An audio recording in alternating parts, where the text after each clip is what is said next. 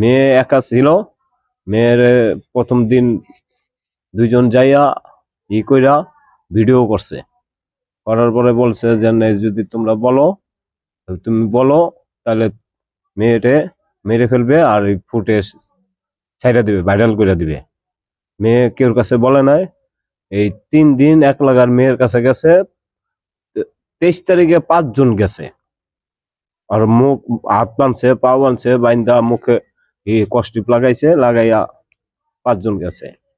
যাওয়ার পরে আমরা আসছি বাসায়। আসার পরে মেয়ের অনেক কথা জিজ্ঞাসা করছি, মেয়ে কিছু বলে নাই। আর মাও জিজ্ঞাসা করছে, কিছু বলে নাই। যেন ওই ফুটের সাথে দেখা মানে ও কেউর কাছে কিছু বলে নাই। পরে স্যার ওর ভাইয়ের কাছে বলছে যে ভাই আমার সাথে এই হয়েছে। পরে করার পরে আসামি একজন, আমরা সন্ধ্যাবেলা ভাত খেতে বইছি, এর ভিতরে এক ছেলে কইতাছে বাসায় যে ওখানে কাজ্যা লাগছে। বলার পর আমরা দূরে গেছি, যাই দিই মাইয়া ঘুরাইতেছে আর বলতেছে ওই ছেলে আমার রেপ করছে মেয়ে।